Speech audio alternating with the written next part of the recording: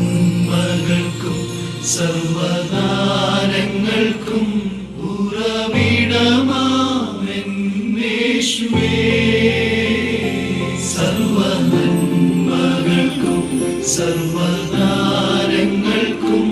ഉറവിടമാമെന്നേശുവേ. അങ്ങേ ഞാൻ സ്തുതിച്ചിടുന്നു ദിനവും പരനേ നന്ദിയാ.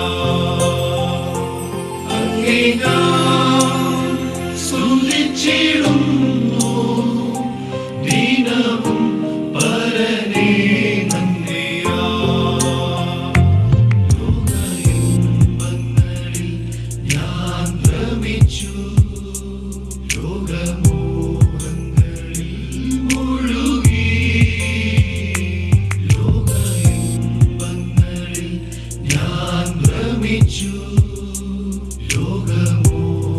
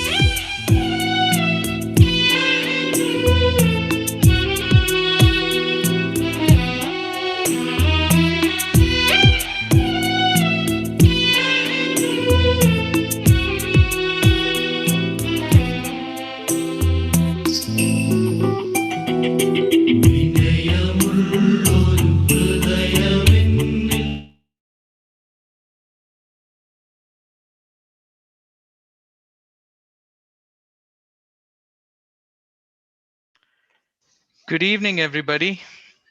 It feels pretty different, doesn't it, attending the convention this year?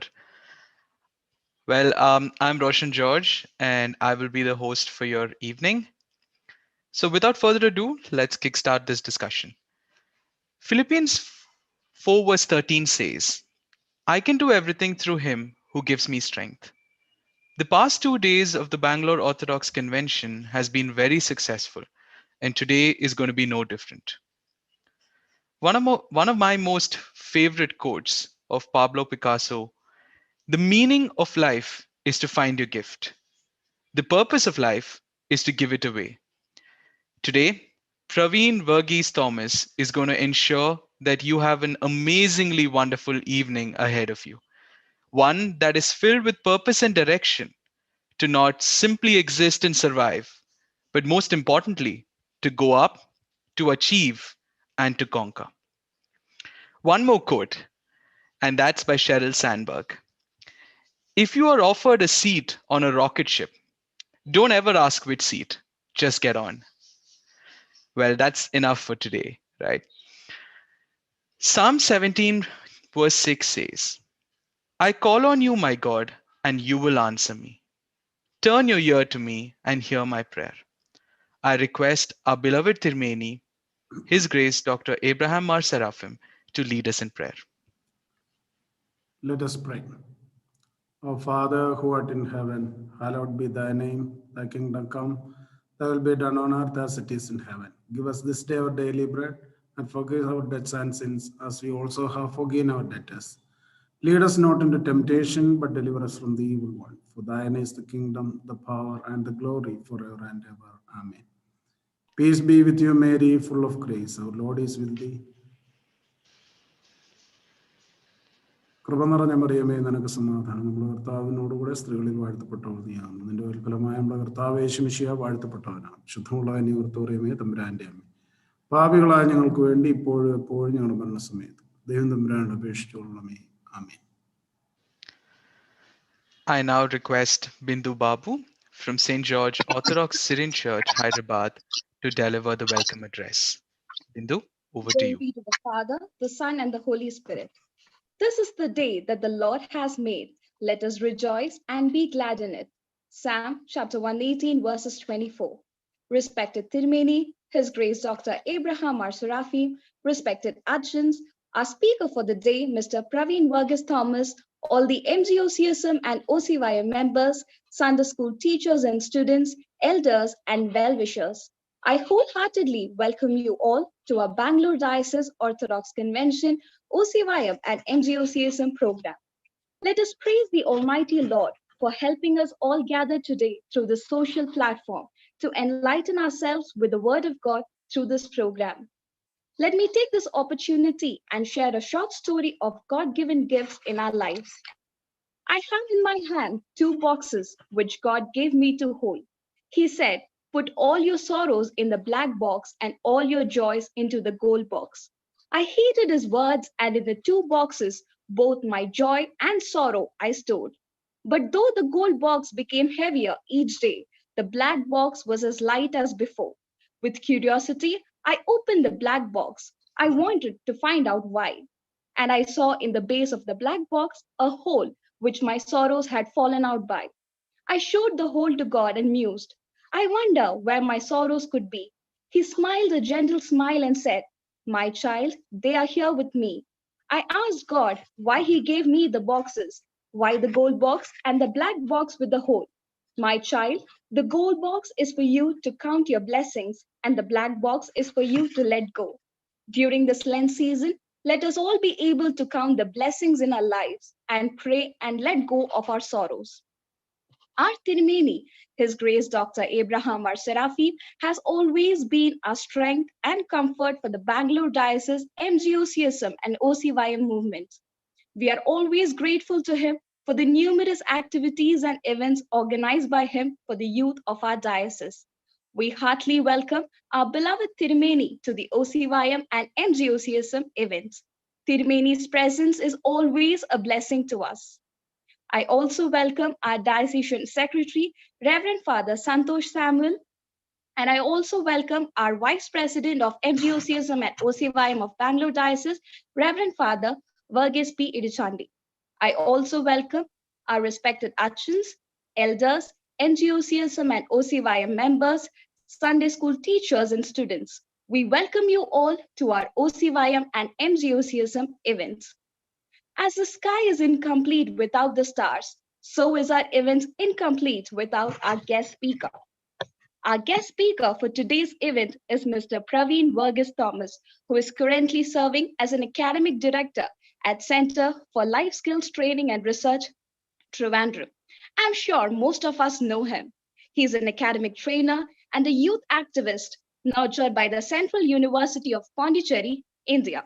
He's a certified psychodrama therapist by International Expressive Arts Therapy Association.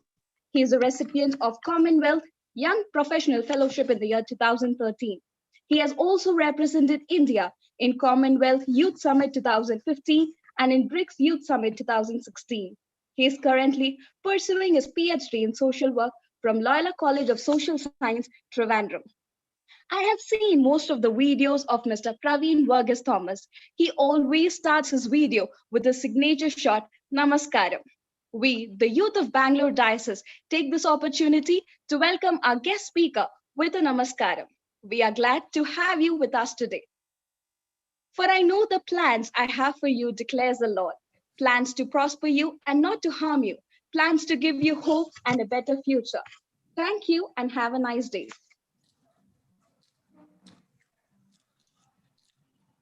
Thank you, Bindu. Tirmini, your vision, your advice, your guidance, and of course your prayers are our driving force. This evening would be incomplete without you addressing us.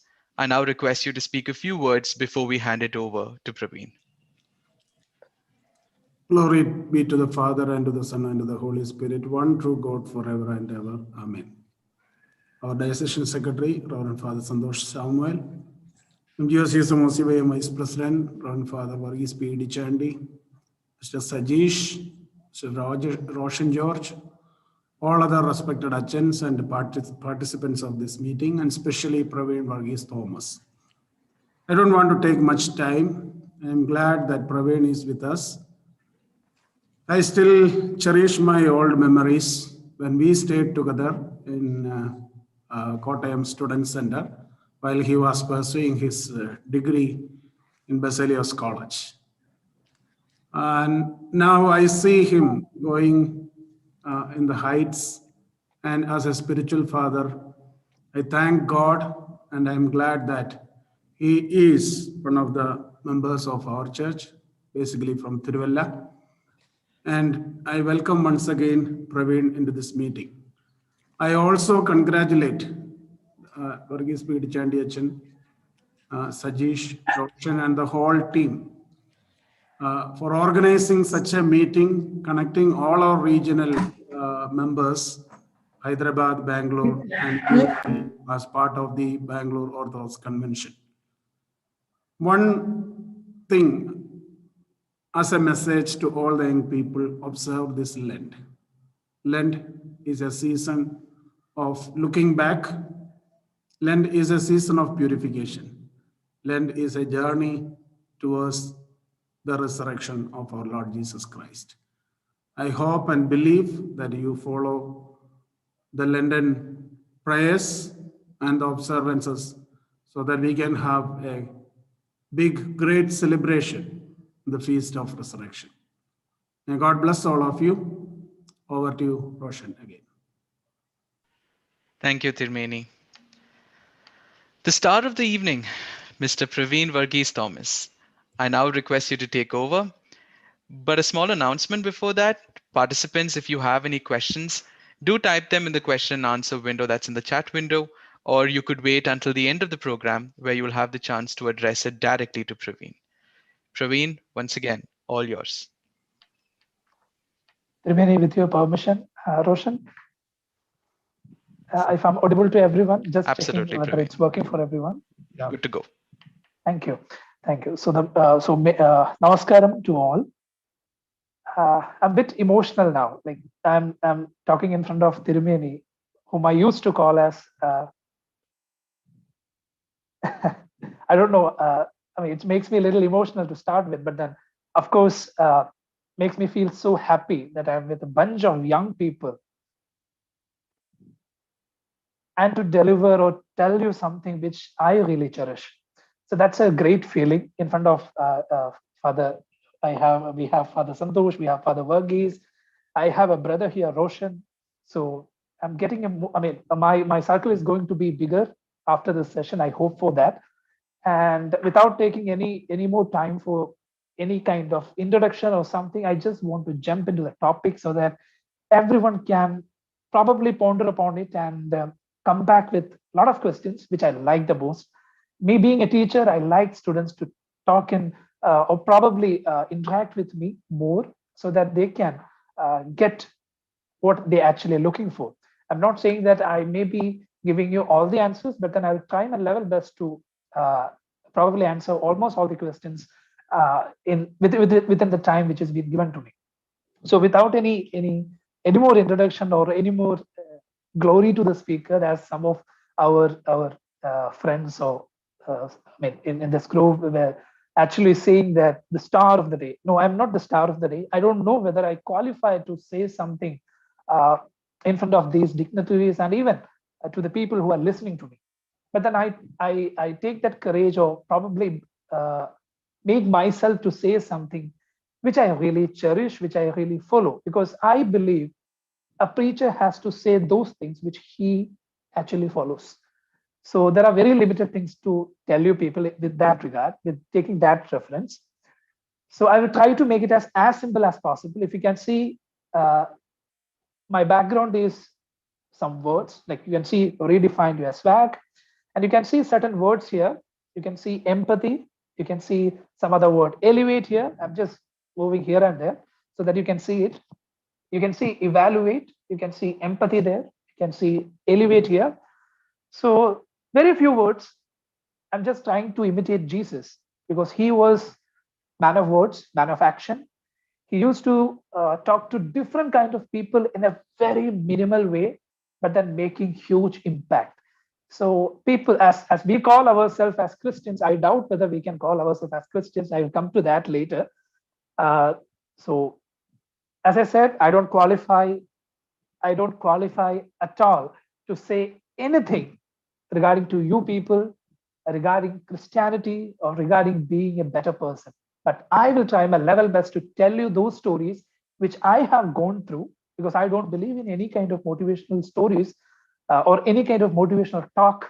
Though people call me as a motivational speaker, I don't believe in that because stories doesn't work, action work. So I will tell you my limitations. I will tell you my struggle. I will tell you my way of understanding Christ, the way my mother has given Christ to me, the way my father has given Christ to me, the way Tirveni has given Christ to me, the way people around me the way they have given Christ to me. So probably this is going to be a storytelling session, for which I am known for. I'm a storyteller. I'm not a motivational speaker. I talk to young people, especially people who are in the troubles. They come to me, they talk to me, and as a professional social worker, I used to give them counseling, probably work through arts therapy, probably working with them. I work with people in the slums. So that's it. No more introduction or no more ground for whatever I'm going to tell you. So before starting, I just want to ask everyone that, do you qualify yourself to be called as a Christian? I don't qualify. Of course, I'm from Tiruvalla, or I'm actually from St. Mary's Church, Niranam, which is called as the Veliyapalli. We call it as Veliyapalli. I don't know. I cannot still differentiate what is Veliyapalli, what is Cheriyavalli, and all those. But still, people around us, or probably people who are from St. Mary's Church, call it as Veliyapalli, a pride for everyone. But I don't qualify to be called as a Christian. Whether you qualify or not, you have to decide once you complete listening to me, and probably you can ask me questions regarding that.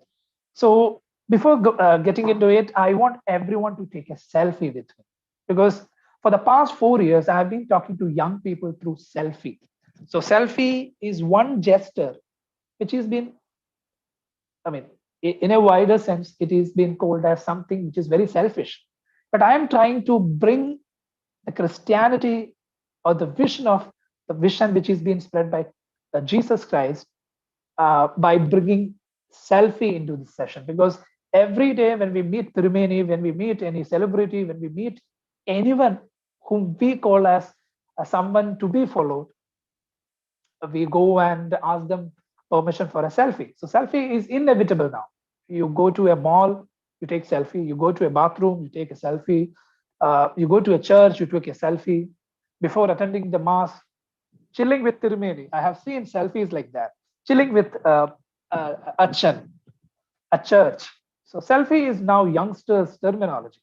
So I just want to bring the life-changing, certain things which has changed my life through selfie, because I know you're not going to listen to me, or probably this session is not going to, should not be a boring one. So I might be talking to you in your own terms. And selfie is one of the major thing which every young person understands. So what you have to do is nothing but, when I say ready, 1, 2, 3, start, probably you can grab your phone. I know some of you are watching this through the Zoom platform or the YouTube platform through your phone itself, but then you can just imitate me, or probably you can do whatever you do when you take a selfie, or just show me how you take a selfie. Don't turn on your video. If you can turn on your video, that's okay. And if you don't want to, that's also fine. But just take a selfie so that I can just elaborate what I'm trying to tell you. So whenever I take a selfie, what I do is I understand what is my better side. So everyone has their better side. Someone has their left, someone has their right, someone has their smiling face. So everyone gets ready to take a selfie. For young men, we do like this. Like we get ready like this. So there is no change happen, but then we just feel ourselves that we are getting ready. We just make ourselves ready for that. If you are a girl, you try to adjust your hair, you adjust your dress, and you probably try to take a selfie when you feel you are a best person. It is the best moment to take a selfie. So what you do is you raise your hand, okay?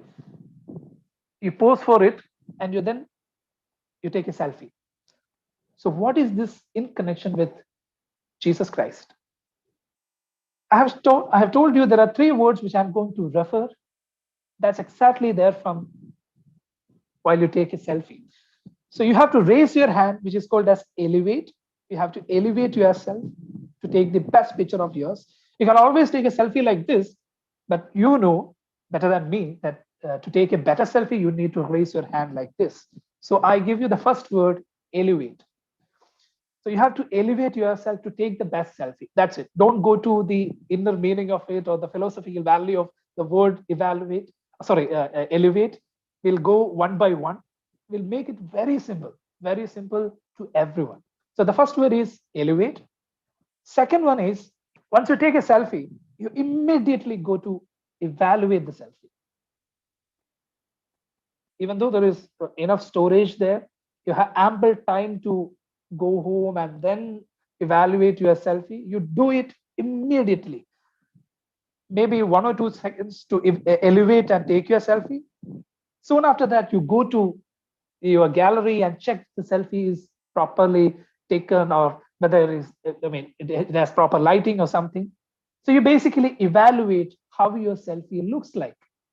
And the third one is much more important one, empathy one. So you take a selfie, you see whether it is good or not, and then you save it. That's more important. You have to save it. So that's why I have given this word, empathy, the most important word. Probably the Bible, if you want to have the nutshell of Bible, I must say this is what Bible says, empathy. So 3 words: taking a selfie like this, elevate yourself to take the best selfie, evaluate whether you have taken the best one, or whether you have to retake it or not, whether you have the proper background which you are looking for. So you have to evaluate your selfie. And most importantly, if you have no storage in your phone, it's just a waste of time. So you have to save it. Whether you have taken a proper selfie, you have evaluated it, that doesn't matter until unless you save it. So 3 words basically: elevate, evaluate, and empathy. So I always talk to young people with this gesture. So please look at me. I don't know whether I'm a person to whom you have to look for hours.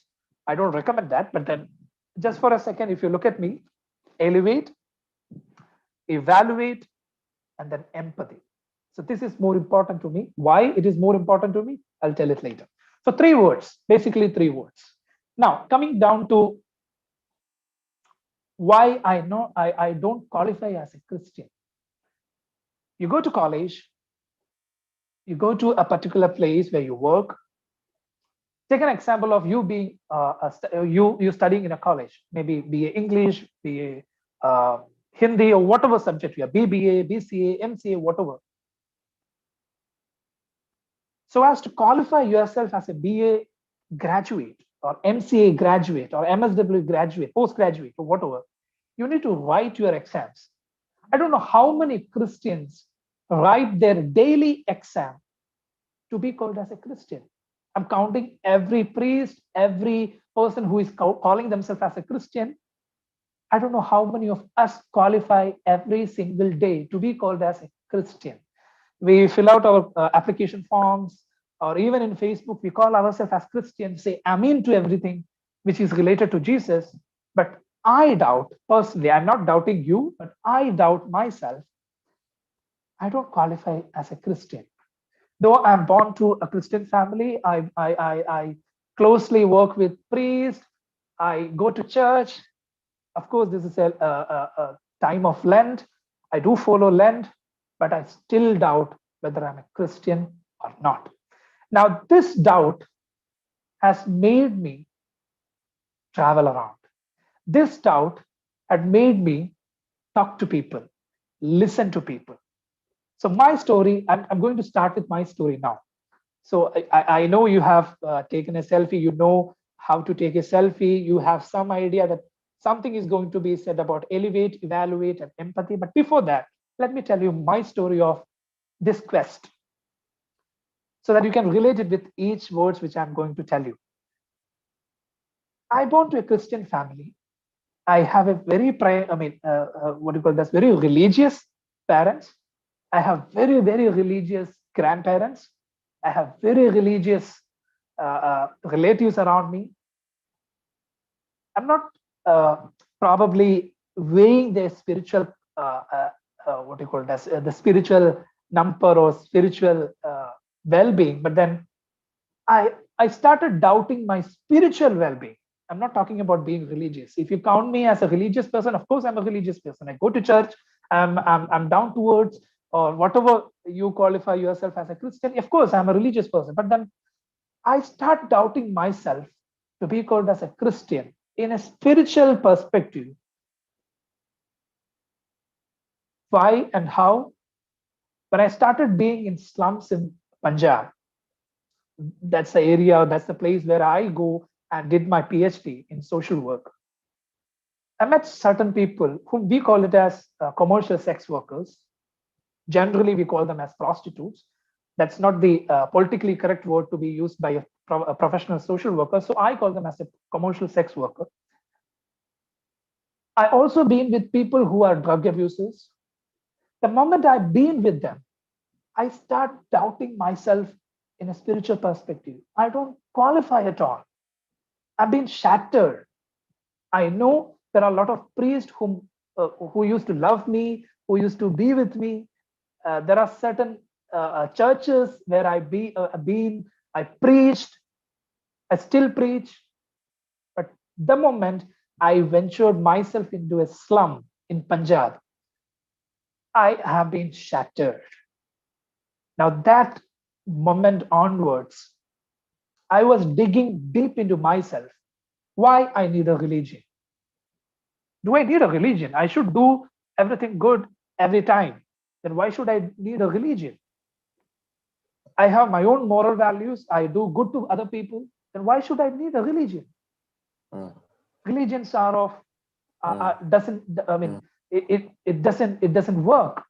Religion doesn't work. There are a lot of religions around. So why should I follow Jesus Christ? Why should I feel proud about being a Christian? I should do good, be in the society, free choice, free world, travel around, eat good food, be good to other people. Most of the young people whom I meet have the similar thought. I do good, I earn money in a good way. Why should I spend it to a religious institute? I can do good to people directly. Now, I was having the same confusion.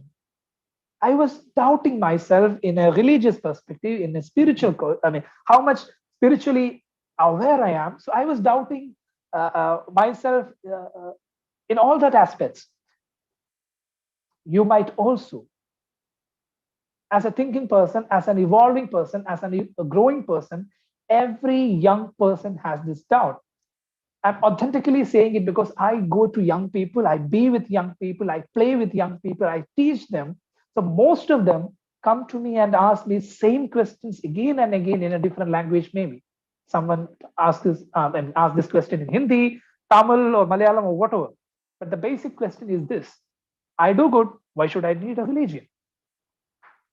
Now, this question is going to be answered through 3 words which I have already quoted, or maybe, as I told you, by taking a selfie, you can probably answer this question. Very simple. People make it very complicated. After having a doctorate or after traveling the world, we feel that we have much more educated than others. To show others that we are educated, we qualify, we complicate everything. That's my personal opinion. Most of the philosophers, most of the teachers, most of the leaders try to complicate everything. Once you see something complicated described by someone, you feel that the person is much more educated than you. But this is very simple, very, very simple. I'm trying to show you a PPT so that you can understand what I'm trying to tell you.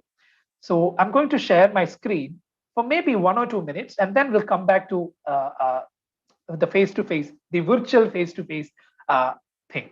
So I hope my screen is visible. Just a second.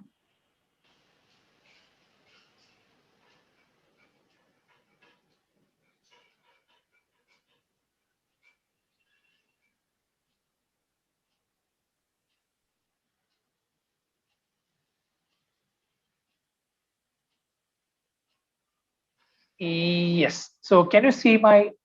Yes, it's Can visible. anyone respond to that? It's visible. Yeah. Praveen. Thank you so much. So you can see 3 words. It's there. Now, if you can see the second slide, which I'm trying to show you, are full of those people whom you might be following. Look at that. Wow. Me personally follow a lot of these people. Like, I like their acting skills. I like the things which they have already did. I hope you are listening to my voice. Ronaldo is there, Bob Marley is there, Mahatma Gandhi is there, Mammootty is there. Of course, if Mammootty is there, Mohanlal should be there. So Mohanlal is also there. Elon Musk is there. Amitabh Bachchan is there. Malala is there. Rihanna is there. Rajnikant is there. If you want to add one more person, maybe Jesus Christ could also fit in, because we have certain groups who follow Jesus Christ. They say that they follow Jesus Christ.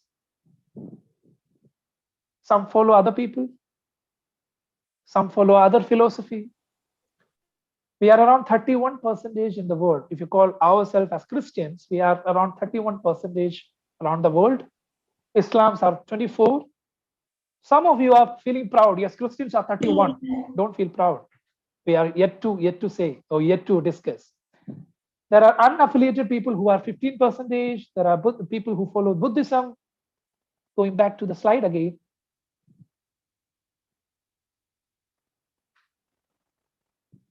There are a lot of people who follow Mammootty. There are a lot of people who follow Mahatma Gandhi. There are a lot of people who follow Elon Musk. What is the difference between you following Jesus Christ and someone else following these people? These celebrities, they are not people, they are big, great legends.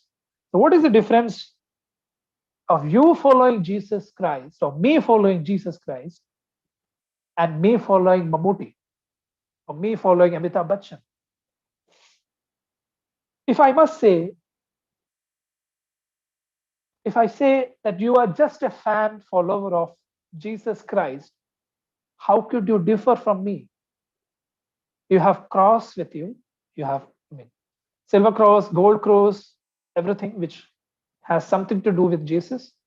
You go to church so as to qualify yourself as a Christian. But my question is, don't answer. If you have answer, please put it in the chat box so that it can be an interactive one. What is one difference you feel within yourself which makes you say that I am a Mammootty fan, I am a Mohanlal fan, I'm not a Jesus Christ fan, I'm much more than. I'm saying to you, or probably I am telling to you, that you are just a fan of Jesus Christ, nothing more than that.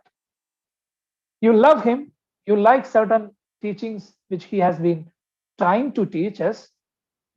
You love the stories which is being told by the Bible. You love the stories which is told by your elders. Other than that, what is Jesus Christ to you? So just have a thought inside yourself. Answer, if you have answers to answer to this, please answer to this through your chat box. But let me tell you, sure, I love Jesus. It's his fan club that bothers me.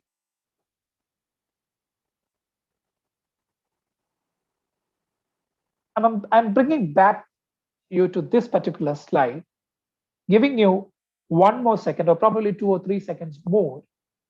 If I put Jesus Christ here, what is the difference between you following a legend who is a sport legend, a film legend, a political figure, anyone? What is the difference you following Jesus Christ and you following some other legend, some other person, some other extremely motivating person? If you are able to answer this question, then probably you are crossing the first step to be called as a true Christian. Otherwise, you are just a fan club owner, or you are a fan club member. Now, how I define it and how I perceive Jesus Christ is all because of my family, all because of my grandparents, and most importantly, because of the people whom I meet. As I told you, the commercial sex worker, the drug abusers, the people who are from the slums.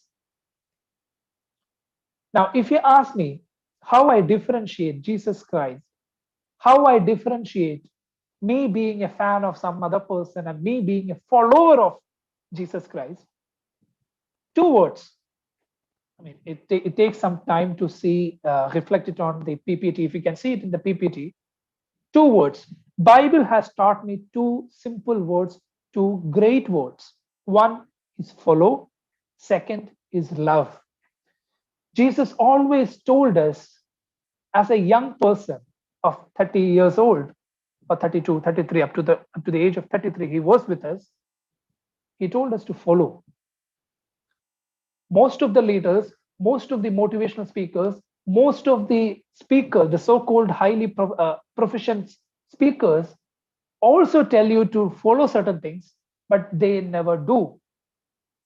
But I have seen only one person in my entire life who has lived what he, who has done almost everything which he is preaching, or he was preaching. So Jesus was telling us, live as the way I live. He was not telling us what is the ideal way to live. He was not telling us or dictating us to how to live, but he was showing us how to live. He was always trying to tell us to follow, do what I'm doing, be like me. This needs courage. Most of the preachers, most of the motivational talkers whom I meet personally never qualify this category. Most of the legends who you have seen in the screen earlier don't complete this category or complete this requirement. Jesus is the only one person who has followed, did what he preached. And the second word which inspires me is nothing but he always told people around him to love others as the way you love yourself. These are the two words. These are the two words which I got from Bible. And that is the reason why I am trying to follow Jesus and I'm trying to be like Jesus. I'm not only following Jesus, I am trying to be like him. Much like you are a follower of Mammootty or Mohanlal or any other film actor or something, you like their hairstyle, you like the way they walk, you like the way they dress. Maybe similarly, I am trying to be like Christ. I don't qualify myself as a Christian, but I'm trying my level best to qualify or at least imitate Jesus Christ. I went to slum with a mindset of me imitating Jesus. I am trying to educate myself. I am trying to reflect on my limitations. I'm trying to pray. I'm trying to be with my family. I'm trying to talk to people. I'm preaching people, trying to be like Jesus. I don't want to replace Jesus. I just want to try. I am sure that I'm not going to reach that place, but I'm just trying. Now, you might be asking, Praveen, everyone is asking, or everyone probably say that they are trying to be like Jesus. That is the reason why they qualify themselves as Christian. Let me tell you two small stories. I've been to slums of Punjab. There I met Harini, another girl, Pooja. Both of them are into commercial sex work. Extremely out of the circle of spiritual well-being, as far as we are concerned, because we are close to God. But this Pooja, who is now no more a commercial sex worker, is a tuition teacher. I've been with her, stayed with her, and I could see Jesus in her. I mean, it's not because I really want to portray Jesus in everything, but then I could see exactly what Jesus had did, because my backup, my software is entirely is about Jesus. So I could see Jesus in her, and Pooja is now earning. She is now a tuition teacher. She doesn't do this commercial sex worker job. Now she is more into teaching. I've been with her. I could probably quote it as my achievement. Sometimes I feel to do so, but then I could see Jesus in her, and I was just a person who could touch her, be with her for some time. I probably feel that as something which I did in my life. I feel very happy about it. Another guy who is called Nizam, who is a drug abuser, who used to not be with his family, careless, having no choice about life, not doing anything good as far as we are concerned. Try to be with him. I try to listen to him. Now he is earning for his family. He is a physical fitness trainer. These are the two major things which I feel, which I cherish most in my life. And don't see it as something to limit imitating Jesus. I'm trying to quote it as, but then I know these people are extremely good and they are trying to tell me, look, Praveen, Jesus is here. And if you want to live a life, try to imitate him. Earlier, I thought I was the person who had changed them. Pooja, who was a commercial sex worker, now a tuition teacher. Nisam, who was a drug peddler, or probably a drug abuser, now turned to be a physical fitness trainer. Early, I used to quote it as something by which I can qualify myself as an imitation of Jesus. But then, looking closely, deeper into them, I could understand how much I have to unlearn myself. So this is one thing, one life testimony which I want to tell you. If you see any change by yourself, by which you have been triggered, or you triggered a change around you, or if you can change someone's life drastically, probably you are trying to imitate Jesus. I don't know, still I can say or not, imitating Jesus is the first step of being called as a Christian.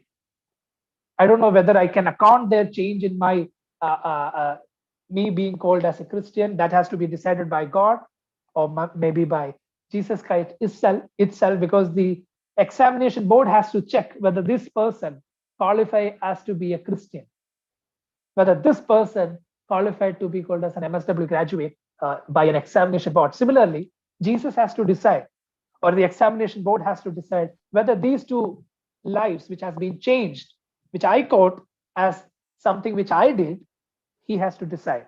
So the point is, two words has changed my life. The first word is follow, and the second one is love. These are the two words which help me to elevate myself. I came back to the initial place where I told you, to take a better selfie, you have to elevate yourself. Similarly, if you want to elevate yourself as a Christian, if you want to qualify yourself as a Christian, much like you elevated your phone to take a better selfie, you need to imprint two words. The first one is follow, and the second one is love. Very simple. I'm not complicating it. If you really want to called as a Christian or a true follower of Jesus Christ, to my limited knowledge, two words: do and preach. Otherwise, don't preach. Don't brag. Do and probably share the stories with others so that others can get motivated by it. Do it and then preach. That's what Jesus did. If you're a true follower, he just said two words: follow me and love others. That's it. So the first thing, if you want to take a better selfie of yourself, two words: follow and love.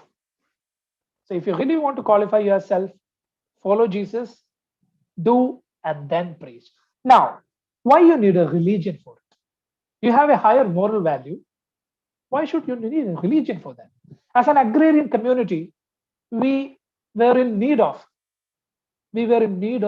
certain sets of rules, regulations for the harmony of society. But now, do we actually need religion? We have laws here, we have government laws. So why we need a religious law, which is trying to make me moral? I have my own moral values. But let me tell you, as I told you earlier, every human being, I'm a student of psychiatry, I'm a student of psychology, where we say every person has a cycle of their life.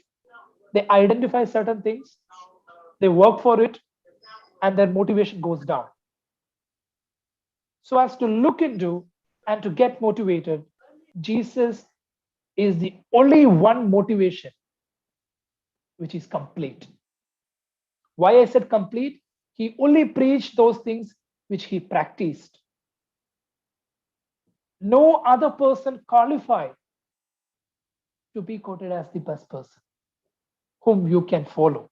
Probably you can follow their style, the way they talk, but if you want to follow a person A to Z, Alpha to Omega, Jesus is the finest person. Why you need a religion for that? Why you need a set of rules for that? I tell you, if you get into family life, you need certain rituals. People who follow rituals to be called as traditional. But every time when you want to develop yourself, you need rituals. For example, I got recently married. So every night when we go to bed, I used to kiss my wife's forehead every night. And we used to pray that moment. And now that has become a ritual. Every day we do that. A ritual gives you harmony. Now that ritual has to be compassionate. Not every ritual. For example, if you're cutting your hand and you call it as a ritual, That is not going to help you. If you look into Indian Orthodox Church, now I'm coming to Indian Orthodox Church, our own space. If you look into Malankara Orthodox Church or Indian Orthodox Church, I could see it is a perfect place of ritual which has meaning. You come together, you be with people, you touch people, you hold together, you handhold people around you, and you look towards a direction and you live together compassionately. That is what church for me. If you want to redefine, that's why I have kept it as redefine your swag. I'm just giving you certain quotations, certain testimonials. So just think about it. Think about it. I'm not quoting at myself as the correct one, the right one, but then just think about this perspective and probably you can work upon it or rethink about it. So for me, church is a place where I see community. Whenever I go to church, I used to ask everyone. So they are sitting in, I mean, most of them are sitting in front of me, looking at me very curiously. So I used to ask them, how many of you have prayed for the person who is standing in front of you, person standing behind you, person standing left to you, person standing right to you? Believe me, I've been to several churches, several religious institutions. None of them have raised their hand. I need religion for the community. I believe in compassionate get together of people for the better or the harmony of society. So every time if you look into the sociological aspect, when you look into the psychological aspects, you need a community to develop yourself. It is not your free choice. I have choice, I have moral values. Your moral values can go down because you are just a human being. That is why you need a religion, a set of group which always reminds you about ritual, a ritual which is going to give you harmony. Whenever I go down in my spiritual cycle, my church, my space, my spiritual father, the people around me, the community brings me back to the cycle. They brings me back to harmony through rituals. So this is why I need a religion. So whenever you call yourself as a Christian, it is not to brag. It is not to tell the other person that I am a Christian. Your religion is your personal thing. Is your personal thing. Some people may differ from me, but then religion is my way of life. But when I go to Punjab or any other place or any place like Pakistan or Maldives, I've been there. I never called myself as a Christian. People should see me and they should identify maybe that person is a Christian. Me being a Christian is a personal thing. Don't go and brag and tell it to the world. Let your action speak. So that is what the philosophy I got from the past 30 years or 31 years or 32 years. I need religion. Let me tell you my perspective. I need religion for harmony of my soul through the rituals, and Malankara Orthodox Church gives me those rituals for being together, having the share of one bread, believing that the flesh and the blood of Jesus Christ is being served to the community, and I'm also having the share of it. By being the share of it, I have taken a responsibility of my community. I have to give back to my community. I have to see the church as a space, as my personal development, as a space for my colleagues' development, as a space for my peers' development. So I see church. I need church for my own personal development and for the development of the people around me. So if you don't see church as a place of your development, you should not follow church. That's okay. You can't, if you don't follow church, you also have a moral value. It might work for some time, but community and belonging are the two words which keeps you sustainable.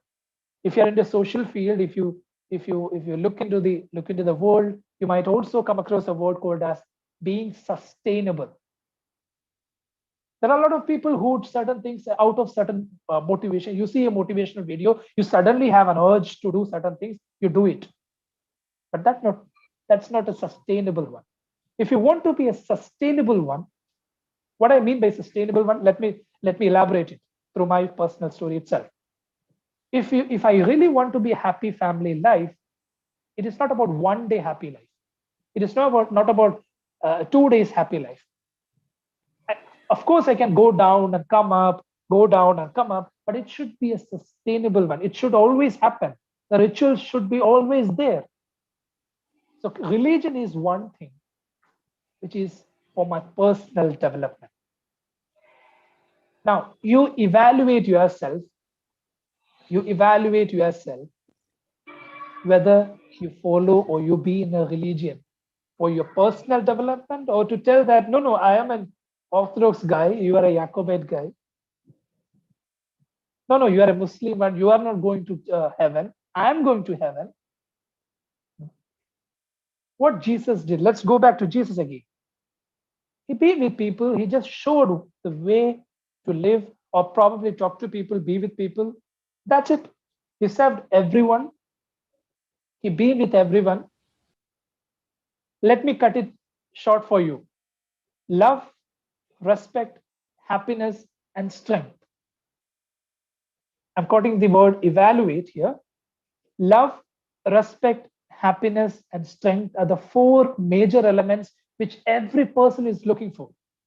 You're having a religion, you go to school, you do a job, everything is for love, respect, happiness, and strength. Love, respect, happiness, and strength. And let me tell you what Jesus has told. Maybe your teachers told you that give respect and take respect, but you know what Jesus has told you? What Jesus has told us?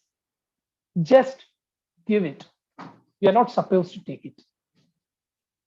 Some of you might counter me by saying that if you are giving respect, you should also get that respect, isn't it?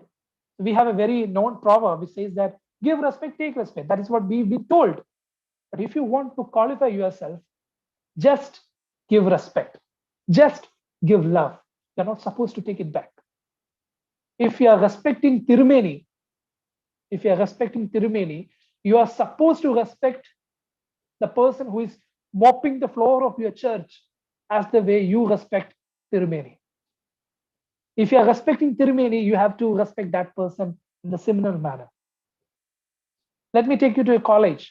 If you are respecting your principal, you are supposed to respect the person who stands at the gate as a security guard or someone. You have to equally respect. You are obviously respecting the person as a human being. But are you equally respecting him as the way you respect the principal? Are you equally respecting Tirumeni equal to the person who is mopping the floor? No. But my Jesus, our Jesus has told us, love, listen to me very carefully. I have learned it from my life and I'm at harmony, I'm at peace now. But I have a conflict inside me. That conflict is making me try my level best again and again and again and again, so that I should qualify as a Christian at some point of my life, maybe after my death. I don't know when I'm going to qualify. But let me tell you, love, respect, happiness, and strength, these are not supposed to be taken. These are supposed to be given. Now you evaluate yourself whether you do it or not. You talk to a person who has doctorate in another manner, a person who doesn't have a doctorate, you talk to that person in another manner. You talk to Tirumeni in a very respectful manner. But do you talk to the person who is mopping your church or mopping the floor of your church or whatever, doing a petty job? Do you respect the person as the way you respect Tirumeni? Then you may be called into the category of being a Christian. Evaluate yourself every single day. The moment you take a selfie, you evaluate it. Now tell me, or evaluate yourself, whether you love, respect, happiness, and strength, whether these 4 elements are being are being, you are trying to give it to others, or are you a consumer of these four elements? Are you a consumer of these four elements, or are you a creator? Some of you might say that I am sometimes a creator and sometimes a consumer. That's okay. No, that's not okay. If you want to qualify yourself as a Christian, that's not okay. You're supposed to generate love, respect, happiness, and strength for others. And to get it, you need an ideal person who can give it to you. You need an ideal source to give it to you. And that source is Jesus Christ for me. For me, love, respect, happiness, and strength. He never demanded these four from anyone. Anyone. He was always trying to give it to everyone, even if he get it or not. I wonder, how can a person be like that? It's not so easy to follow Jesus. It's very simple what he said, but it's very, very difficult to follow. And yet we call ourselves as Christians. Let me summarize this point. Love, respect, happiness, and strength are supposed to be given, not taken. You're loving your wife, you're loving your father, you're loving your mother. The moment they stop doing it, you will also stop it. So because we have been taught by our teachers and by our parents that give respect, take respect. Give love, take love. Isn't it? But Jesus tells you to just give. Whether people love you or not, you're supposed to love. Whether you respect me or not, I'm supposed to respect you. Whether you become my strength, that doesn't matter. I should be your strength. I should be your strength. If I'm in a church, if I am in a locality, say about I live in Tiruvalla, according to the teaching which I really want to follow, there should not be any single person who should be in hunger or suffering from poverty in and around me. You can't be 100% an ideal person, but then let me tell you, please try for it and then say you're trying to be a Christian. Love, respect, happiness, and strength. These four elements, you are looking for it through your doctorate, through your car, through your connection with Tirumeni, through your connection with church. You are looking for it. You are trying to consume it. Then you don't qualify as a Christian. You will only qualify as a Christian if you create it. Be the happiness of your group. Be the happiness of your family. And then go and change the world. As a young person, we are very eager to change the world, as I was. Just be in your family. Be the happiness of your family. Be the love of your family. Be the love of your friend circle. Be the happiness of your church. Just be that. Dream small. You can change the world later. Dream small. People, motivation speakers, teachers used to tell you to dream high and big. But I humbly submit a small request to you. Dream small. And this dreaming small will help you to generate love, respect, happiness, and strength. It gives you the courage to create it. And if you feel down, go and seek it from Jesus Christ, not from anyone else. That's the reason why I need church. I remember those days when I was at MGOCSM Center, I used to go to the Madbaha. I used to cry for hours. I used to cry for others, not to get something or get something from family or something, but I used to cry, and that's why I need a church. And why and for what I used to cry? I used to cry for those people whom I meet. My grandmother used to tell me this mantra of prayer. Later, when I went to Islam, again a commercial sex worker told me that the greatest prayer of her life. She used to pray for those people whom she meet. I mean, I was shattered at that moment. Do I call myself as a Christian? Can I call myself as a Christian? After praying on during those days, during my degree days, I have left it. I left it. But once I met this commercial sex worker again in Punjab, and I could see she praying for those people whom she meet, an auto driver, maybe a person with whom she has no connection. She used to pray for those people, and not only praying, she's crying for them. She's crying for them, and she is asking God for serenity, for happiness. She is seeking for it, not for herself, but for others. The people for whom she is praying may not be there for their, they have no connection with her, but yet she prays. There you can see love, respect, happiness, and strength are not being consumed, are being created. You can only create this with Jesus Christ. That's the reason why I need my church. My church is the space where I develop myself. I give it to world. I give Praveen to the world through the church, through the madbaha where I go and cry.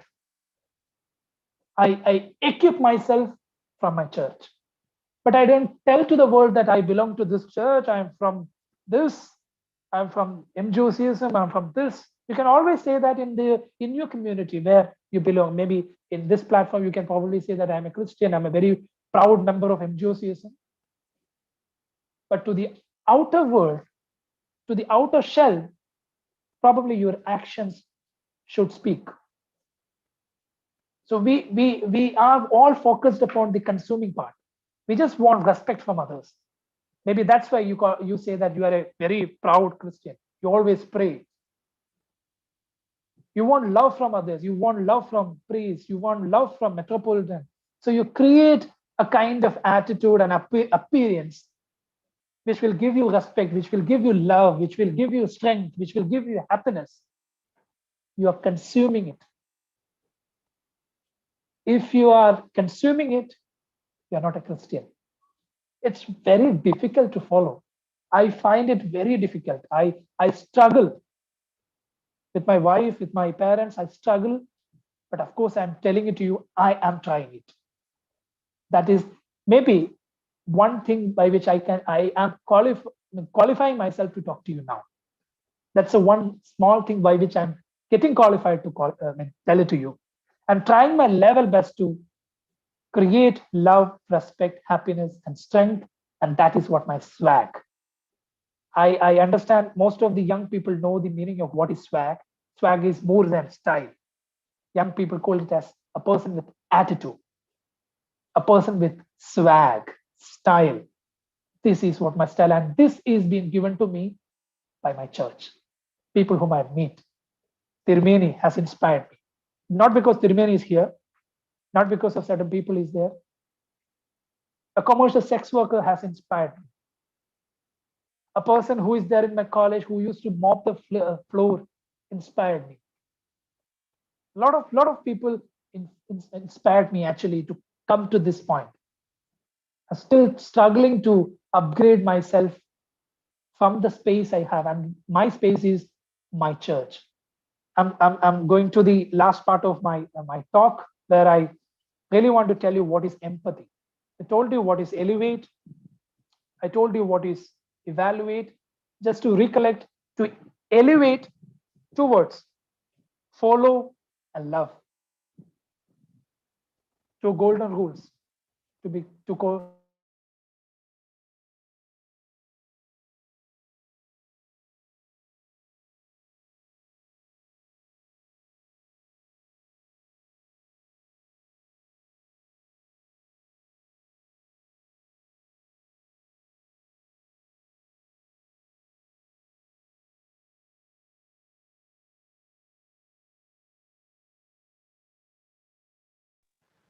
It looks like the speaker's line has gone down.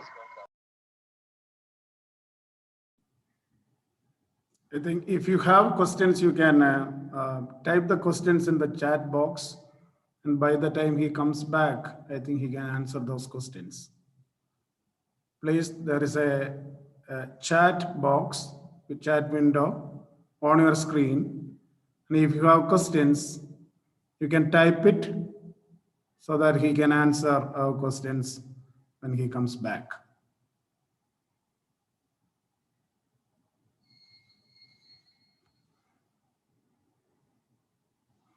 He's back. There was a power failure here. Sorry for that. That was unexpected there. Can you hear me? Yes. Yes. So I'm just trying to rewind it. The first one is elevate, where follow and love is there, and evaluate is nothing but just check whether love, respect, happiness, and strength are being created or are being consumed. The final word is empathy. Now you might be wondering, empathy is a noun word, because whenever you get into church, whenever you know, whenever you get into the spiritual world, empathy is one such word which makes you feel spiritual. Sympathy is a physical one. You see a person, you feel sympathized. You see a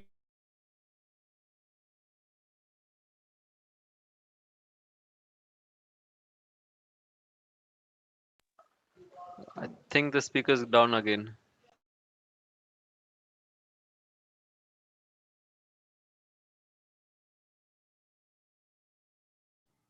Since we have to conclude the session at 6 o'clock, it is time for you to type the questions if you have any. And please raise questions so that it can be a little more interactive.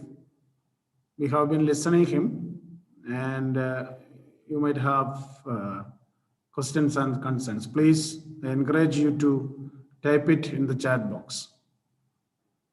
Hopefully he will come back soon. I think he's reconnected, I think.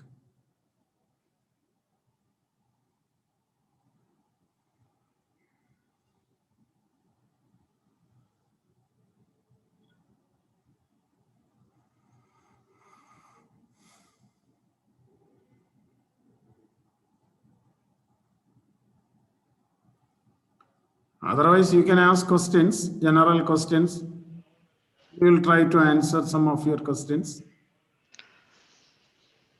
Tirmeni, I have a couple of questions that were sent across to me. Do you want me to bring them out now, or should we wait for the speaker to come back? Okay, let me see what it is. I think that I don't know what time he is coming back. I'll try and reach out to Praveen Tirmeni, and I'll get back.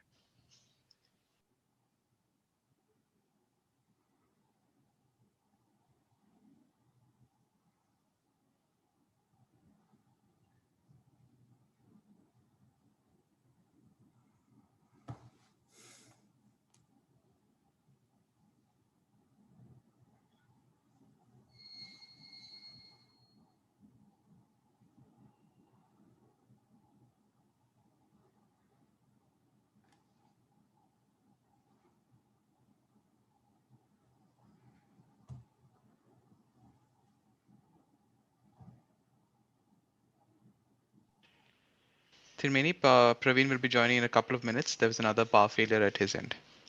Okay. You can read one question at least. Sure. The first question. When we talk about evaluate, it's really hard to evaluate oneself. How would you advise we do this better when it comes to evaluating what we need to do? I think this is the direct question from the subject that he has presented. I think it is. He has to. Is there any general questions that we can? These are all subject-related questions that is better the speaker should clarify. A very generic question that is there, Tirmeni, is somebody who's facing this at work. The question is, I'm a very nice guy by nature, very nice to everybody, but people seem to take advantage of this at work, and this is becoming a challenge for me. What do I do in such a situation? How do I take care and address these issues without changing who I am? I think this is possible. You need to try it. You do the right things, but at the same time, be on your ethical, moral values, what you are doing. Don't compromise those things. I believe that without compromising our values, we can still accommodate people and relate with people. And we cannot teach it. You cannot learn it from a book. It is only through the experiences. Praveen may answer that question too. Is he inside? Is he in there? Yeah, Tirmini, I think he's connecting now. Okay.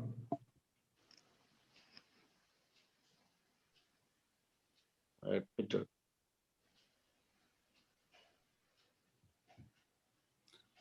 You hear me? Sorry, there is a power failure here. Extremely sorry for this. No problem. Praveen, we have to conclude by 6 o'clock, okay? Maximum 6:05. Yeah. So sorry, and thank you for waiting.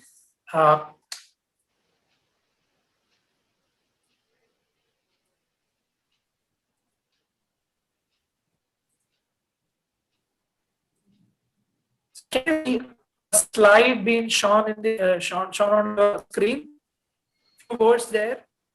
Yeah, words are there, but is that a problem for your present connectivity?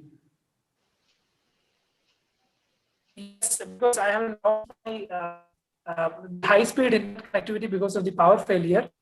I'm trying it with my mobile phone, so there might be a slight internet connectivity issue. You can, if there is no other option, you can just be on your voice. Just Perfect. That's it. Perfect. Thank you, Tirmini. So I hope you can see what's there on your screen.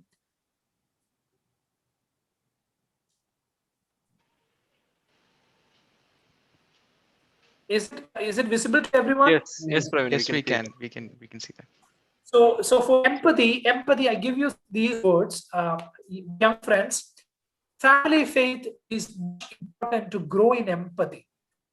So if you look into Indian Orthodox Church, family faith is one core which our church teaches, which makes me empowered. So family faith, but being with your family and praying together. I'll give you an example. Something which I really cherish. I sit with my people, I sit with my family, we touch each other, and we pray. I know this is the practice of most of the Indian Orthodox Church people, because this is something very special to every person. So my dear ones, family faith is a crucial one. I could see a lot of people come to us, the family issues, some couples coming to us with a lot of family issues, young people who are there in schools, colleges, who are into different other streams. They feel demotivated, they feel dejected from their life, they feel low in their life. And one solution to that is family faith. What I quote by family faith is, you be together with your family. And prayer is one such activity, not only religious aspect, but also in a psychological perspective. If you go and be with a psychologist or a counselor, me being in the field, I could say that prayer is one such great tool to connect to your family. Touching your family, being with them will help you to learn or to get empathy within yourself. Why you need empathy? It gives you contentment. Contentment is much more bigger than just being happy, just being or just getting dopamine. So you get whatever you want, you get Facebook likes, you get Instagram likes, you get money, you get car, you get everything. That is all dopamine driven. But if you are really looking for contentment, which is much higher than happiness, you need family faith. Get connected to your family. Get connected to your roots, perhaps. Family faith is one core thing if you are really looking into empathy. As I told earlier, you have taken a selfie properly, you have evaluated it, and you have no space to store it. Then your time has wasted. So as to cultivate empathy, you need family faith. Second one is compassion. Don't equate it with charity. Compassion is something you live with people, you be with people, be in their sense. You be with people, you be in their sense. Don't bring your qualification there. Christian, be it English, doctorate, church. Compassion is something will give you empathy. When you're in a church, when you're in MGOCSM platform, if you are 12, if you are 16, if you are 20 in the church, MGOCSM, if you are 25 in the church, try to know each of them who is sitting next to you, and then go and change the world. Know the people in your church, be with their family, try to understand them, try to get into them, and that is what compassionate is. We call compassion and charity is an activity. We try to look out and do this as an activity, as an event. But compassion is more of breathing, is much equated to breathing. You become spiritual and you can qualify yourself as a Christian once you feel compassionate wherever you are. In a church, it's not a place for events. MGOCSM is not a place for events. It's not a place for events. It is to practice compassion. As I told earlier, if you are 11, 25, 55, whatever the number is, try to know each and every member there. Try to know their families. Be with them. Be compassionate. If you really want to inculcate empathy, compassion is the second word which I'm giving to you. 3 more words and probably we can wind it up. The 3 words are reflective, community, and belonging. The third word, reflective, is much more crucial for every Christian listening to me. Reflective is nothing but correcting yourself every single moment. Every single moment. All your qualifications, which you believe to be called as a Christian, is nothing. Believe in that. You are following the Lent. You are a good religious person. Don't qualify yourself. Be reflective every single moment. Every single moment. Believe that there is a space for correction. Be reflective. If you really want to qualify yourself as a Christian, be reflective. In MGOCSM platform, at your church, if you really want to inculcate empathy, be reflective. And the last one is community and belonging. As I told earlier, why you need a church, why you need a group. It's not limiting to your group. It doesn't mean that you have to limit yourself with the church, with the MGOCSM unit. You can always enlarge the community. But by being in one community first, try to enlarge your community. You being in MGOCSM, say there are 20 members in your MGOCSM unit. Say there are 50 youngsters in your church. Be together, talk to each other, be compassionate, be reflective, and expand your community later. It can be a Hindu community. You can expand yourself towards a Hindu community, a slum community, a tribal community, a community which needs your help. You expand your community. So to start with, you need a community, a belonging, a sense of belonging. My church gives me the sense of belonging. I belong here. I don't limit here. Of course, I am in the MGOCSM unit. I am a member of Indian Orthodox Church, but I don't limit here.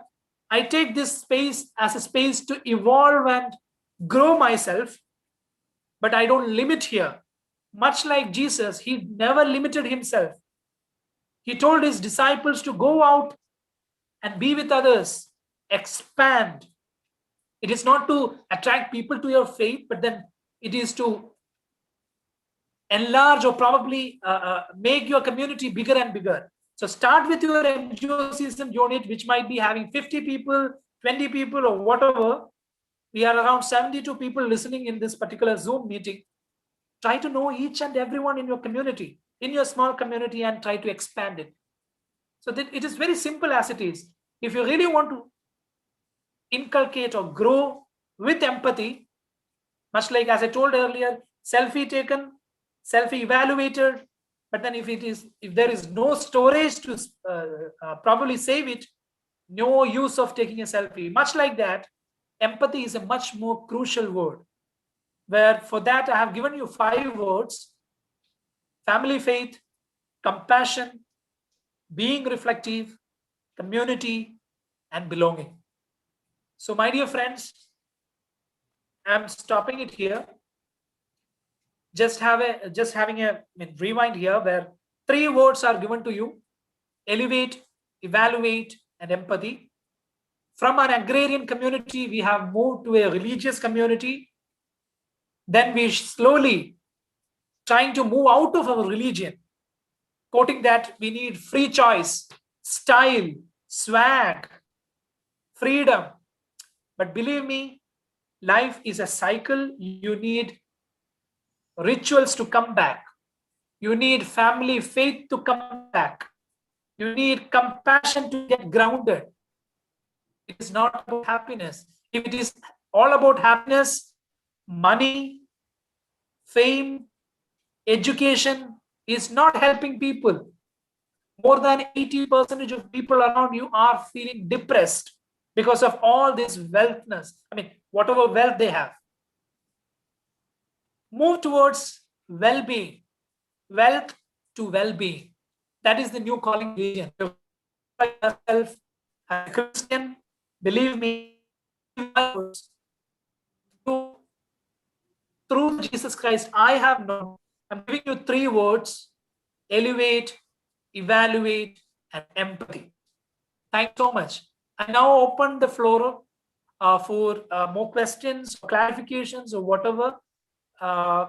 Probably if you can come up with your questions in the chat box, we can discuss about it. Probably I try to answer those questions. Sorry that I can't show up my face due to poor connectivity, but I hope everyone is listening to me. Thank you for that. And if you have any queries, please put it in the chat box, and Praveen, we have questions. we can probably move ahead. Roshan will read the questions. Thank you, Tirveni. Thank you, Praveen, for the wonderful sessions. A couple of questions that were sent to me and one in the chat window, so we'll address them one by one. First question: when we talk about evaluate, it's really hard to evaluate oneself. How would you advise we do this better? Exactly my point of being in a community. Evaluating yourself, evolving, growing needs a sense of community and the sense of belonging. It's not only about experience. It is not only about education. It is not only about travel. People often say that you need to travel a lot to understand yourself. But let me tell you, it is all a personal thing. But when I say it's a personal thing, you need to understand you are the person who are going to evaluate. And by being in a community and the sense of belonging, understanding MGOCSM and church as a space for growth is one key aspect by which you can evaluate yourself. So that is why church is important. Being together is important. Hand-holding is important. Being in a community is important to evaluate yourself. Much like you take a selfie, you see it and you probably ask others whether it looks good or not. How's this selfie? Does it look good? That's the reason why you put it in the Facebook, WhatsApp, and all those. If you find it, the selfie is getting low likes, like say about 15, 20, then you could understand that the selfie is not working. But if you're getting more likes in your terms, if you're getting more likes, more comments for your particular selfie, you could understand that it's working. It's probably a good one. So you need a community to back up. You need a community to handhold. So in one sentence, I must answer it as: to evaluate yourself in a better position or to have a better perspective, you need a community to handhold. That's what church does. And that should be the duty of church. Second question. What is the age to start a personal prayer? What are the points to stress according to the Orthodox Sabha? Now, what is prayer? I mean, it is now it has been regarding the church. I'm no way a qualified person to tell this, but then let me tell you, what do you mean by prayer? That is more important than fixing an age for prayer and such activities. First we have to understand what is prayer. What is this for? Do I really need to pray? Let me tell you one small thing which I do follow. Whenever I go to a church, whenever I go to a particular group of people, when I come back, I cry louder and louder while I ride back to my home or wherever I stay. I cry for that community, to whomever I have been talking to. It may be for a particular a group of parents, a particular group of students. I cry for them. I tell to God, or probably pray to God, that let it be fine for them. Let the community grow. Let the community shine for the other community. Let the community grow. That is what my prayer is. So, what is your definition of prayer?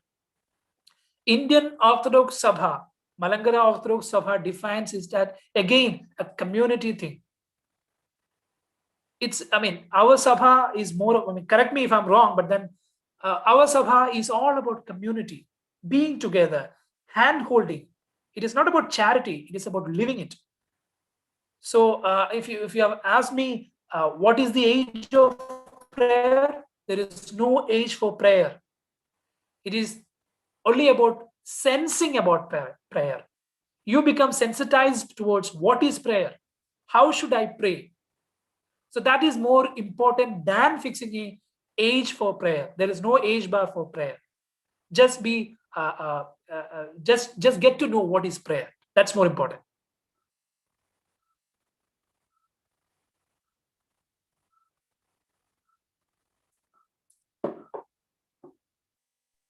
Roshan, you're on mute. Roshan, Sorry, I was on mute, sorry. In this pandemic, keeping ourselves motivated is a challenge. What would you suggest I do to do better at this? Roshan, could you repeat the question? Sorry for that. No problem. In this pandemic, keeping ourselves motivated is a challenge. What would you suggest I do to be better at this? Uh, Motivation and inspiration are two great words which has two different values. Motivation is something which is momentary, but inspiration can also go certain times momentary, but then if you want to, as I said, sustainable, you can always go up and down. Even if I'm a motivation speaker, I also cry, I fail, I go down, then I have a high, then I have a low. So every person is having that. But during this pandemic, I think engaging yourself and reflecting upon what you are. Now, what is reflecting? Reflecting is nothing but when you have patience to listen to people, what they say about you, you probably understand yourself in a better position. We have a third person view about it. So again, my question comes back to, my answer comes back to community. To get engaged, to feel motivated, get connected to people. That's what I do. It's not about high qualified people, educated people, and all. Get connected to people. You get, if you, just giving an example from my life, I get connected to different kind of people, and that inspires me.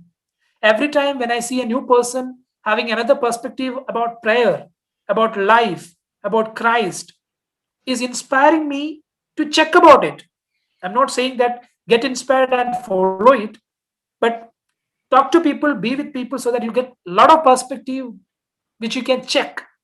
Every time when you check about certain things which you listen or when which you heard about, it makes you go on and on and on.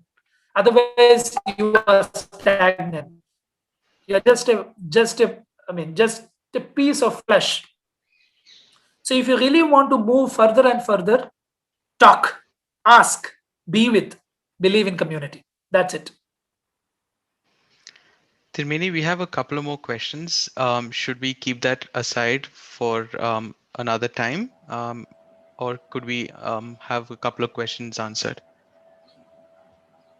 Tirmini, you're on mute. If we can conclude in 5 minutes, it's okay. So I'll probably take one or two more questions at the most. Thank you, Tirmini. Praveen, the next question.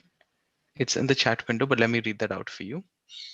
I set a spiritual goal for the next day.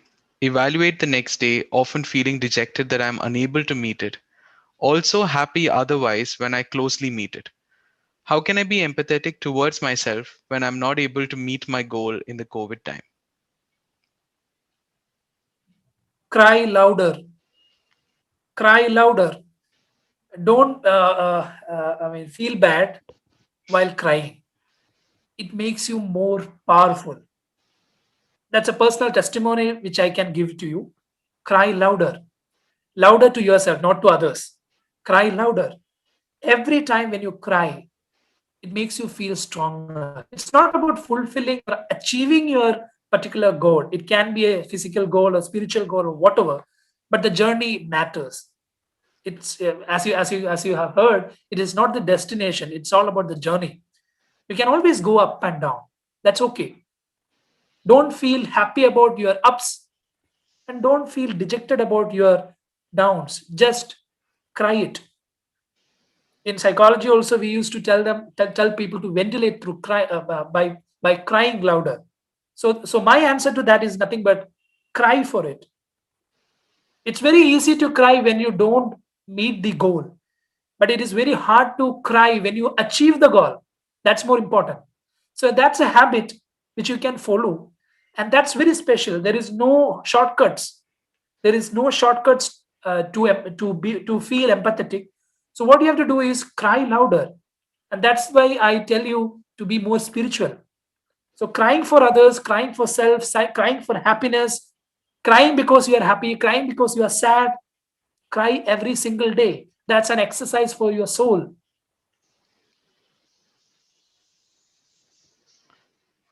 Thanks, Praveen.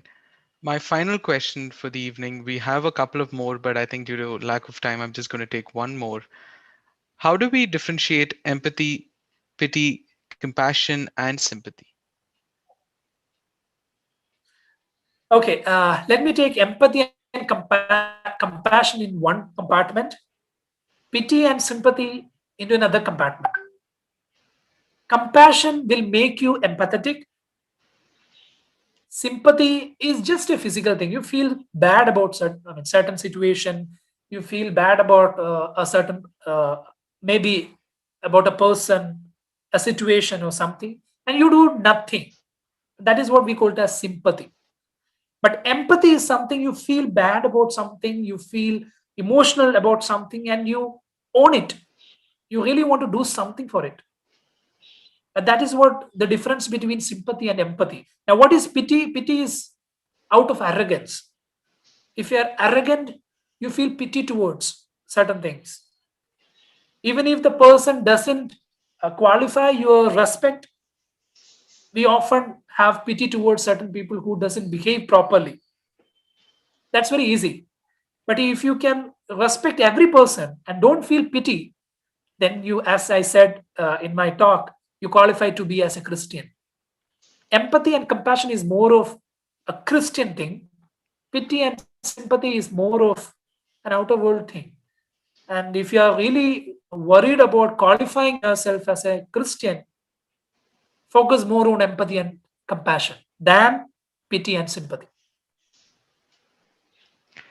Thank you, Praveen. The remaining questions, I'm sorry we can't address this now due to the lack of time. Once again, Praveen, thank you so much for this wonderful session. I now request Shaiju Rajan from St. Gregorius Orthodox Church, Fujairah, to deliver the vote of thanks. Shaiju, over to you. പ്രിയദൈവത്തിന്റെ വലിയ തിരുനാമത്തിന് മഹത്വം ഉണ്ടായിരിക്കട്ടെ. അഭിവന്യ Abraham Mar Seraphim തിരുമേനി, മുഖ്യപ്രഭാഷണം നടത്തിയ ബഹുമാനപ്പെട്ട പ്രവീൺ വർഗീസ് തോമസ്, ആദരണീയരായ വൈദിക ശ്രേഷ്ഠർ, MGOCSM vice president Varghese P ഇടിച്ചാണ്ടിയച്ചൻ, ജനറൽ സെക്രട്ടറി ശ്രീ സജീഷ് ബേബി, അതുപോലെ പ്രിയമുള്ള Bangalore, UAE, Hyderabad OCYM MGOCSM പ്രവർത്തകരെ, ഞങ്ങളെ കേട്ടുകൊണ്ടിരിക്കുന്ന ഏവരും, സാംസ് 133 വേഴ്സസ് 1 പറയുന്ന പോലെ, ഇതാ സഹോദരന്മാർ ഒത്തൊരുമിച്ച് വസിക്കുന്നത് എത്ര ശുഭവും എത്ര മനോഹരവുമാവും. UAE തലത്തിൽ നിന്ന് വ്യത്യസ്തമായിട്ട് MGOCSM OCYM-ന്റെ ഒരുമിച്ചുള്ള ഒരു കൂട്ടായ്മയെ കണ്ടതിൽ വളരെ സന്തോഷമുണ്ട്. കഴിഞ്ഞ 3 ദിവസങ്ങളായി ബാംഗ്ലൂർ ഭദ്രാസന ഓർത്തഡോക്സ് കൺവെൻഷൻ സഭയ്ക്ക് ആത്മീയ വെളിച്ചം പകർന്നുകൊണ്ട് കടന്നു വരികയാണ്. ഇന്ന് അതിന്റെ അവസാന ദിനത്തിലേക്ക് എത്തി നിൽക്കുന്നു.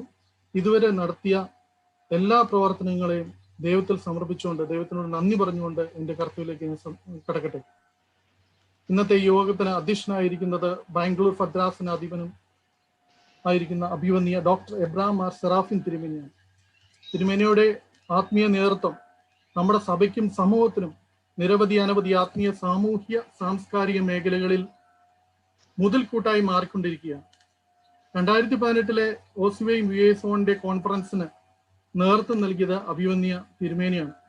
തിരുമേനിയിൽ നിന്ന് കുറച്ച് കാര്യങ്ങൾ എനിക്ക് വ്യക്തിപരമായിട്ട് പഠിക്കാൻ സാധിച്ചത്, സമയനിഷ്ഠ, കൃത്യനിഷ്ഠ, അതൊക്കെ എനിക്ക് നേരിട്ട് അറിയാൻ കഴിഞ്ഞ വ്യക്തിപരമായ കുറെ സ്വഭാവ സവിശേഷതകളാണ്. അന്നത്തെ പ്രസിഡന്റ് എനിക്ക് തോന്നുന്നു ഡോക്ടർ എബ്രഹാം തോമസ് ഇതിലുണ്ട്, ലൈവിലുണ്ട്. അഭിവന്യ തിരുമേനിക്ക് എല്ലാവിധമായ നന്മകളും ഇത്തരണത്തിൽ നേരുന്നു. അതുപോലെ തന്നെ ഇന്നത്തെ പ്രോഗ്രാമിന് എല്ലാവിധ മാർഗനിർദ്ദേശങ്ങളും അതുപോലെ ആത്മീയ നേതൃത്വം നൽകിയ അധ്യക്ഷപദം അലങ്കരിച്ച നമ്മുടെ ഏറ്റവും പ്രിയപ്പെട്ട അഭിവന്യ തിരുമേനിയോടുള്ള നന്ദിയും സ്നേഹവും എല്ലാവരുടെയും പേരിൽ കൃപാദങ്ങൾ സമർപ്പിക്കുകയാണ്. ഇന്നത്തെ ക്ലാസ്സിന് നേതൃത്വം നൽകിയത് ബഹുമാനപ്പെട്ട പ്രവീൺ വർഗീസ് തോമസ് ആണ്. യഥാർത്ഥ ക്രിസ്ത്യാനിയുടെ വിശ്വാസം, കൂട്ടായ്മ, പങ്കുവയ്ക്കൽ എന്നിവയുടെ ഒരു വ്യത്യസ്തമായ തലങ്ങളെക്കുറിച്ച് നല്ല ഒരു പഠനം നൽകിയതിന് പ്രത്യേകം നന്ദി അറിയിക്കുകയാണ്. ഈ ഒരു ക്ലാസ് വ്യത്യസ്തമായ കുറെ തലങ്ങളെ പഠിക്കുവാനും ഗ്രഹിക്കുവാനും ചിന്തിക്കുവാനുമുള്ള ഒരു മാർഗമായി തീർന്നു എന്നുള്ളത് ഞാൻ ഈ ഒരു തരുണത്തിൽ പറയട്ടെ. ശ്രീ പ്രവീൺ വർഗീസ് തോമസിനുള്ള നന്ദിയും സ്നേഹവും OCYM MGOCSM Gulf, Hyderabad, Bangalore റീജിയനുള്ള എല്ലാവരുടെയും പേരിൽ ഈ ഒരു തരുണത്തിൽ അറിയിച്ചുകൊള്ളട്ടെ.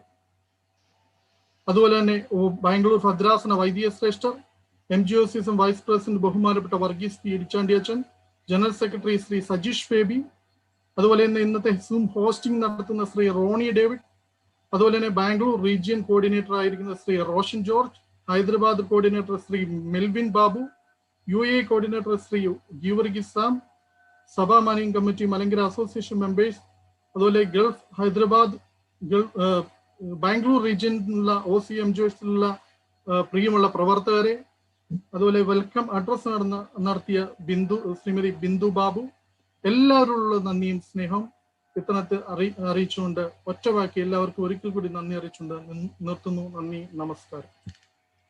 Thank you, Shaiju. Tirmeni, would there be any announcements? If not, we can call it a day and you could deliver the benediction. Encouraging people to participate the evening session starting at 8 o'clock. Father Matthew Koshi from Atlanta, USA will be delivering the message. And I also encourage you to participate the Holy Kurbana, either respective parishes physically or virtually, or we will be live telecasting the Holy Kurbana from the Bangalore Aramana tomorrow morning. The morning prayer starts 6:30, followed by the Holy Kurbana at 7:30. പ്രവീണിനോട് നേരിട്ട് ഇനിയും കാര്യങ്ങൾ പറഞ്ഞുകൊള്ളാം. ഒത്തിരി സന്തോഷമായിരുന്നു, വളരെ സന്തോഷമുണ്ട്. എല്ലാവരോടും പ്രത്യേകം സന്തോഷം അറിയിക്കുന്നു. We have to start the evening prayer 6:15, so we have to leave. എല്ലാവരെയും may God bless all of you. It is a combined meeting of the Bangalore, Hyderabad and UAE region. That itself brings me a lot of joy. We are a community, we are a church, we are a diocese, and അത് ഒരു വലിയ സന്തോഷമായിരുന്നു. എല്ലാവരും ദൈവം അനുഗ്രഹിക്കട്ടെ. ആശീർവാദം. May the love of God the Father, the grace of the only begotten Son, fellowship and the indwelling of the Holy Spirit be with us and our departed ones forever and ever. Amen. Once again, thank you all for